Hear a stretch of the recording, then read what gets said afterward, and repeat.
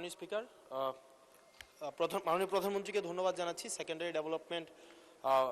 Secondary education development programme হাতে নেওয়ার জন্য, একই সাথে সাথে learning acceleration program in secondary education হাতে নেওয়ার জন্য। মাননীয় স্পিকার, আপনার মাধ্যমে আমার প্রশ্নটি হচ্ছে, একটা বিশ্ববিদ্যালয়ের শিক্ষার্থী অথবা যারা চাকরি প্রার্থীরা যখন প্রাথমিক বিদ্যালয়ে শিক্ষক হিসাবে চাকরি করতে যান, তখন সেখানে 11,000 টাকা বেসিক দিয়ে শুরু করেন বর্তমান প্রেক্ষাপটে। অর্থাৎ এই চাকরিটা হচ্ছে 13 গ্রেডের চাকরি এবং তৃতীয় শ্রেণীর। একজন যখন সেকেন্ডারি এডুকেশনে চাকরি করতে যান, তখন বেসিক বেতন পান 16,000 টাকা। এটা 10ম গ্রেডের এবং দ্বিতীয় শ্রেণীর চাকরি। আমাদের দেশের প্রাথমিক শিক্ষা এবং মাধ্যমিক শিক্ষা এই দুইটা হচ্ছে ফিডার ইনস্টিটিউশন।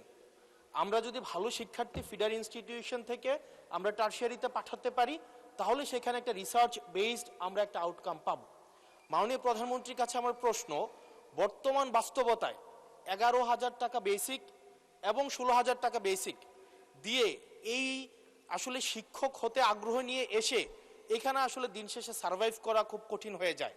সেজন্য প্রাথমিক এবং মাধ্যমিক শিক্ষকদের বর্তমান প্রেক্ষাপটে, আপনিও বিদেশে দীর্ঘদিন থেকে এসেছেন, আপনি সেখানে শিক্ষা প্রতিষ্ঠানগুলো দেখেছেন, সেই বাস্তবতায় আমরা এই ফিডার ইনস্টিটিউশনগুলোর শিক্ষকদের মান উন্নয়নের জন্য, তাদের বেতন বৃদ্ধির জন্য, যাতে করে বেশি বেশি মানুষ বা শিক্ষার্থী এই ধরনের চাকরিগুলি করতে আগ্রহী হয়, সেটার জন্য আপনার বিশেষ কোনো পরিকল্পনা রয়েছে কিনা সেটি জানতে চাচ্ছি মাননীয় স্পিকার।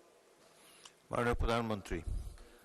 মাননীয় স্পিকার, আপনাকে ধন্যবাদ এবং জনাব হাসনাত, আপনাকেও ধন্যবাদ আপনার প্রশ্নের জন্য। আপনি নিশ্চয়ই খেয়াল করেছেন এই বাজেট সেশনে আপনি উপস্থিত ছিলেন, এবং আমার এই প্রথম প্রশ্ন যেটা ছিল মূল প্রশ্ন, সেখানে আমি বলেছি যে এই বাজেটে টোটাল জিডিপির 2% আমরা শিক্ষার জন্য রেখেছি। এবং শুধু তাই নয়,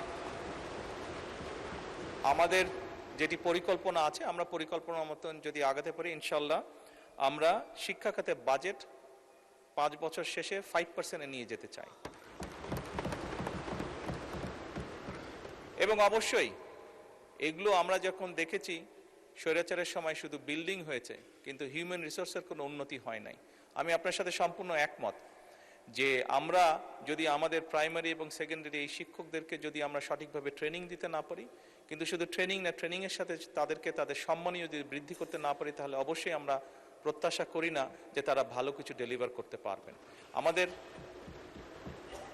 আমাদের তাদেরকে প্রশিক্ষণ দেওয়ার যেরকম কর্মসূচি রয়েছে, প্রশিক্ষণ দেওয়ার যেরকম পরিকল্পনা রয়েছে, বোথ সেকেন্ডারি অ্যান্ড প্রাইমারি, একই সাথে পর্যায়ক্রমিকভাবে আমরা যাতে তাদের সম্মানীয় বৃদ্ধি করতে পারি।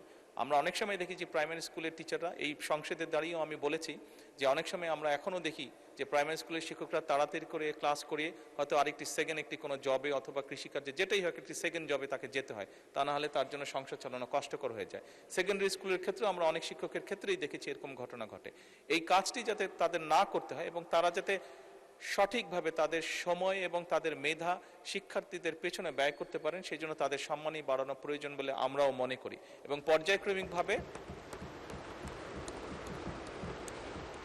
পর্যায়ক্রমিকভাবে আমরা এই কাজটি ইনশাল্লাহ করব এই দেশে। ধন্যবাদ মাননীয় স্পিকার। মাননীয় সদস্য হেলেন জেরিন